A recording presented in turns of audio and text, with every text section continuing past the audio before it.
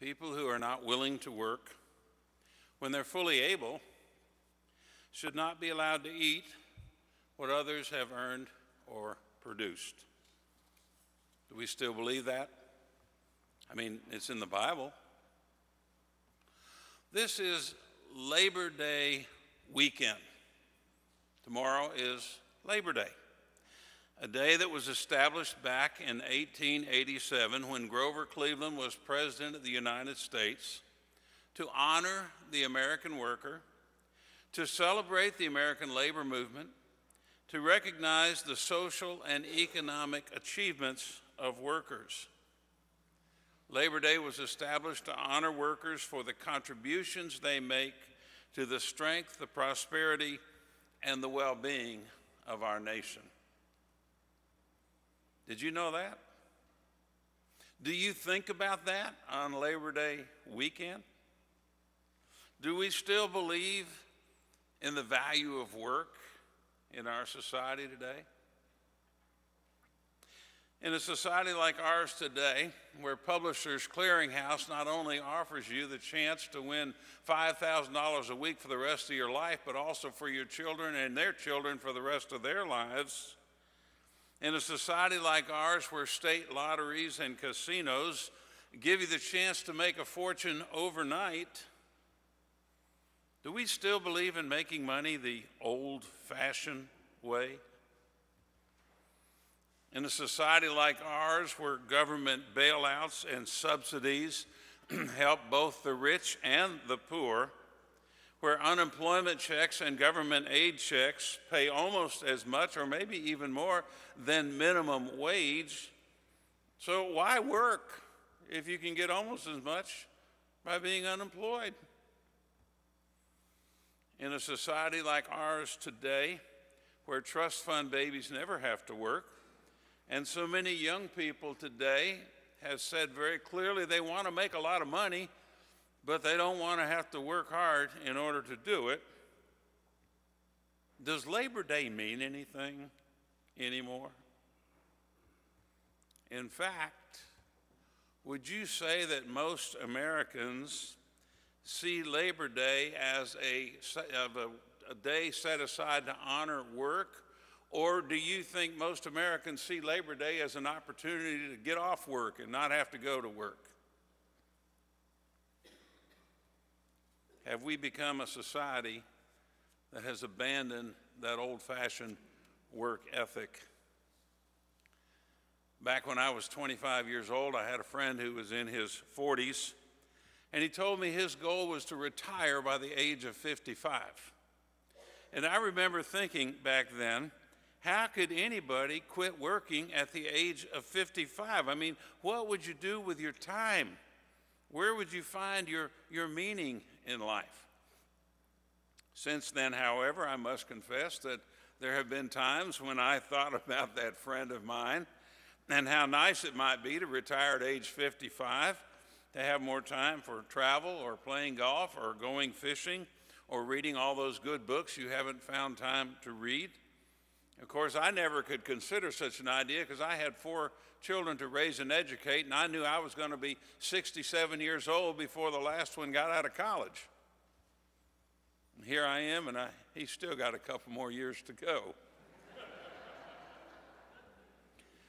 But even to entertain the idea of retiring at 55 makes me wonder, am I slipping?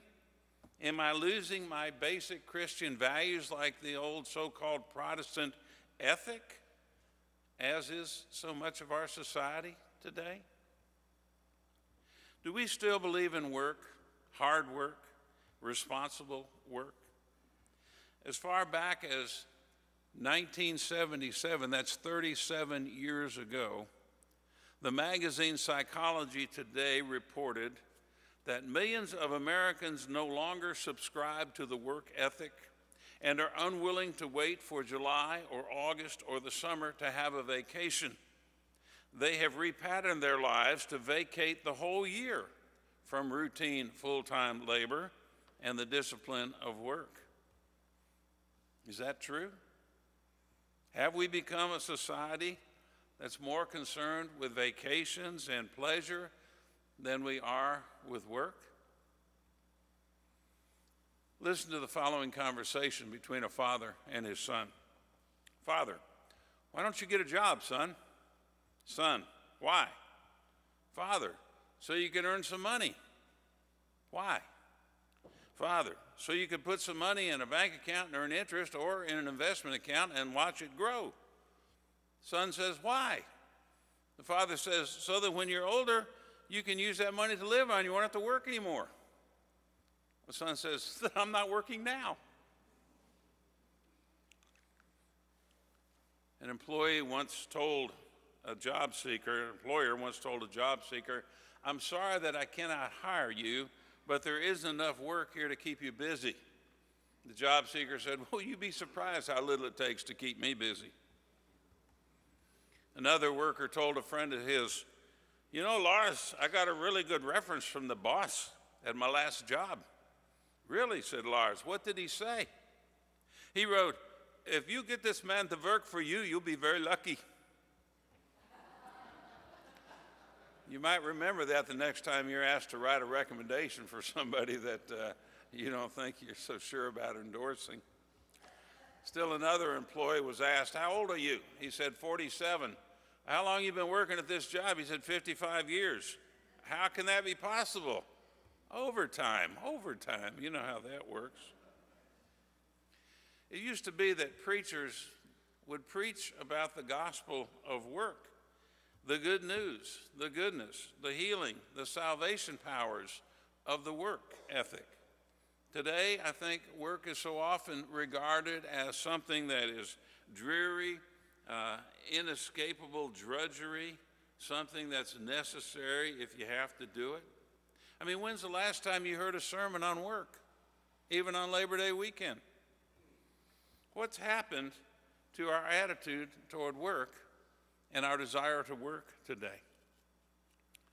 Let me tell you how it drives me crazy to be driving down the street and to come across a group of workers being paid by my taxes.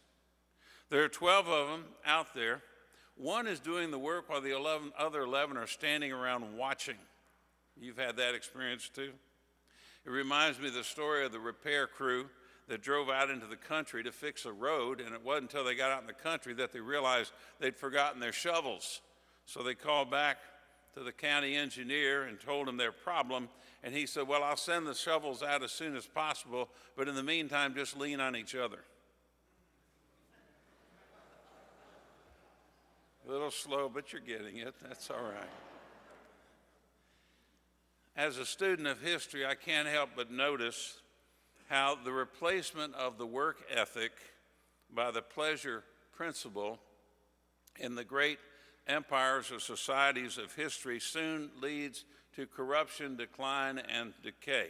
The great Roman Empire is an outstanding example of that. They began to use slaves to do their work so that the Romans were free to pursue pleasure in their leisure time. Soon they became bored with their own pleasures, and so they created more violent forms of entertainment to keep them happy in the Colosseum or the Circus Maxima or the arena. And still that didn't satisfy them. And Rome eventually declined, not because they were attacked from without, but because Rome decayed from within.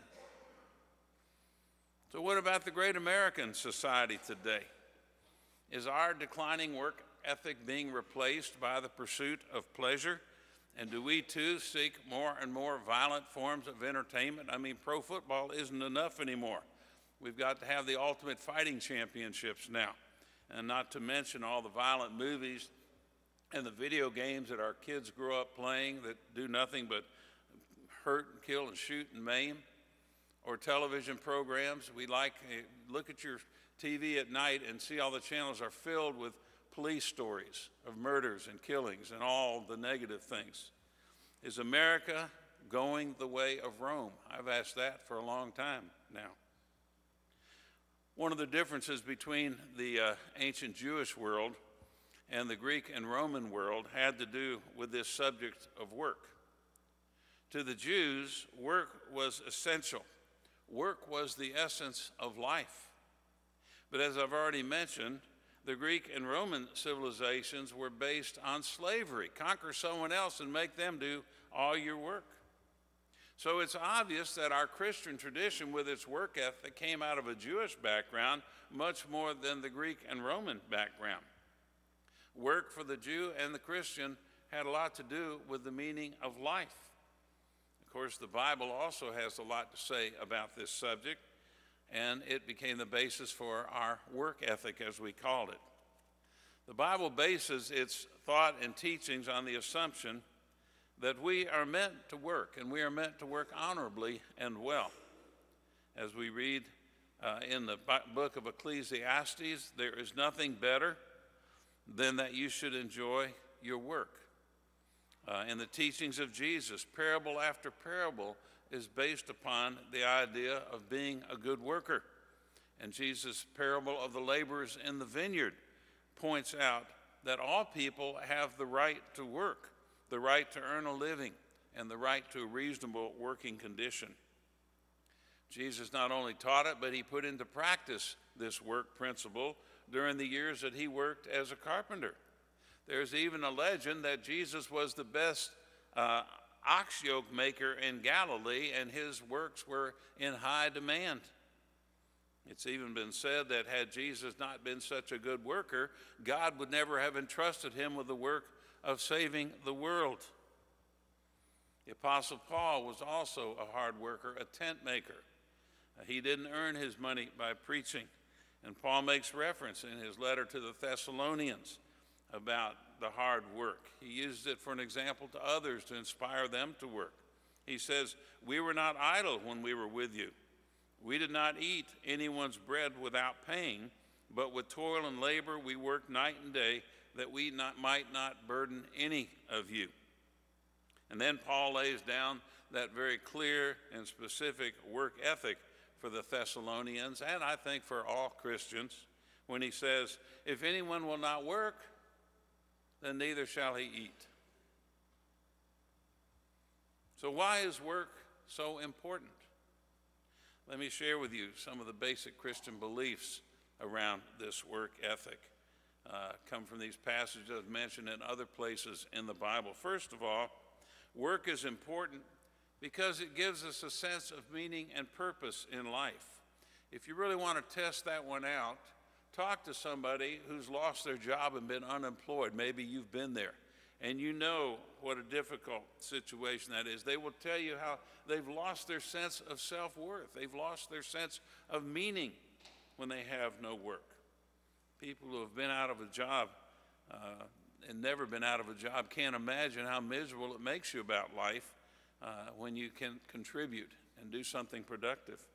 Secondly, and this is certainly a major New Testament emphasis, we are told that work is one of the best tests of a person's character. There is no better test of a person than the way in which he or she does their work, the attitude they have toward their work, and their willingness to work hard and enthusiastically. Now, this doesn't mean that you're always going to be crazy about the job that you have or what you're doing. I'm sure that all of us at some time or another have probably thought, I wish I were doing something else. I might like it better.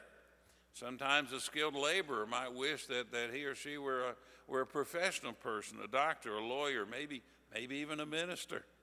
But then there are times when those professional people think, wow, it must be nice to punch in at 8 and punch out at 5 and not have to take your work home with you 24 hours a day.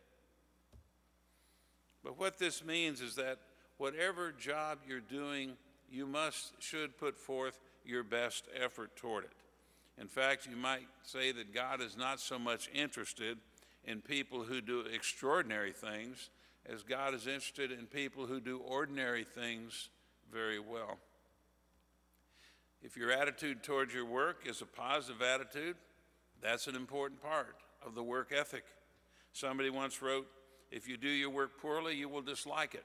If you do your work well, you'll love it. If your work is a bore to you, then you're going to be a bore to others. If your work is a joy, then you will be a joy to others. If you spend your time loafing, you'll be a good loafer. If you spend your time learning, you will be a valued employee. You know, it's said that Thomas Edison often ate and slept in his laboratory. It was nothing for him to work 18 hours a day, although he said he never worked a day in his life, that he was just having a good time. Thirdly and lastly, the work ethic looks also at the contribution that a person makes to the larger community. A Christian never thinks about being isolated from the rest of the community. Both our Judeo and our Christian history, Old Testament, New Testament, are all bound up in the life of the community. You're a part of the larger community. And as a part of that, each person is responsible to use your gifts and your talents to support the larger community.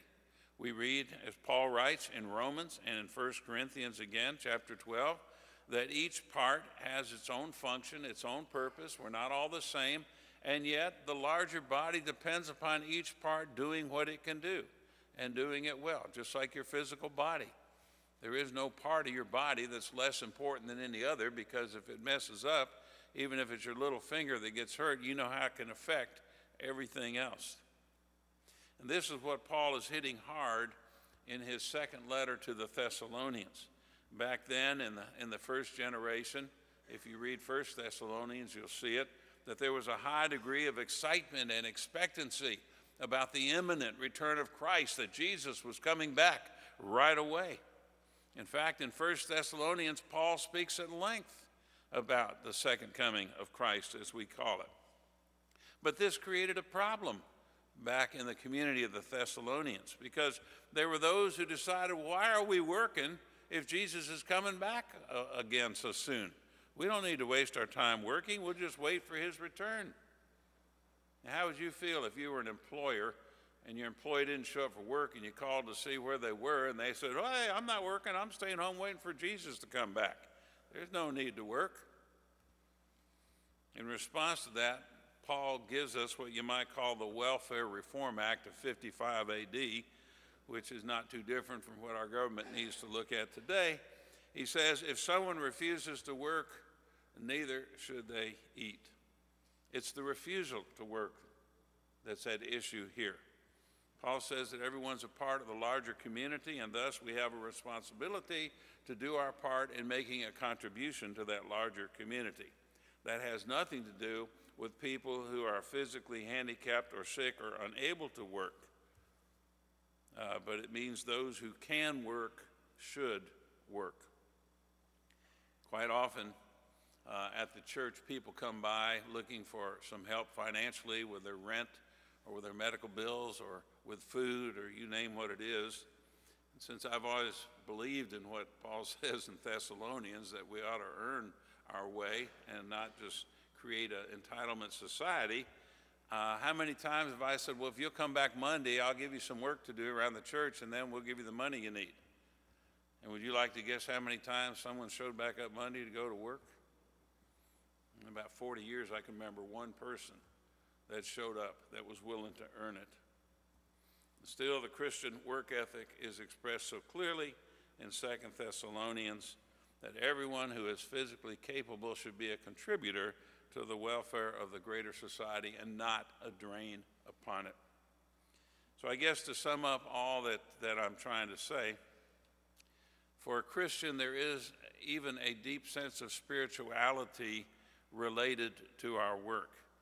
Again, Paul writes this time in Colossians, he says, whatever your task, work heartily at serving the Lord and not men, knowing that from the Lord you will receive the inheritance as your reward. You are serving the Lord Jesus Christ. It's been said, Michael says I was right on this one, that over every composition he composed, Johann Sebastian Bach would put the initials S-O-G, Sola Deo Gloria, which means to God alone be the glory, everything that he created. And that's the Christian attitude in everything that we do, great or small. We do it solely for the glory of God. Whatever we do, we want to glorify God. Life becomes significant when we do our work with that in mind. Our purpose in life is not just to eke out a living. because life is too precious to just use all our time and energy just to put bread and butter on the table. We must glorify God in the way that we make that bread and in the way that we use the energy that that bread gives us. Christians are grateful that God has allowed them to be co-workers in this world.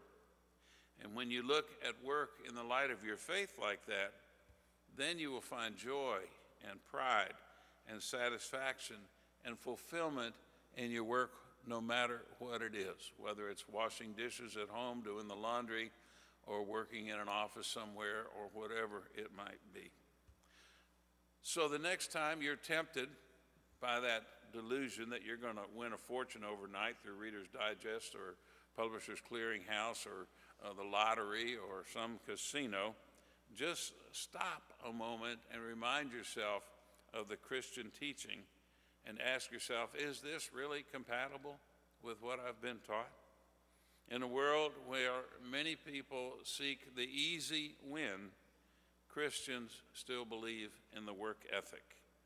And among other things you can say, they will know we are Christians by our willingness to work hard. Now, is that what Labor Day should be all about?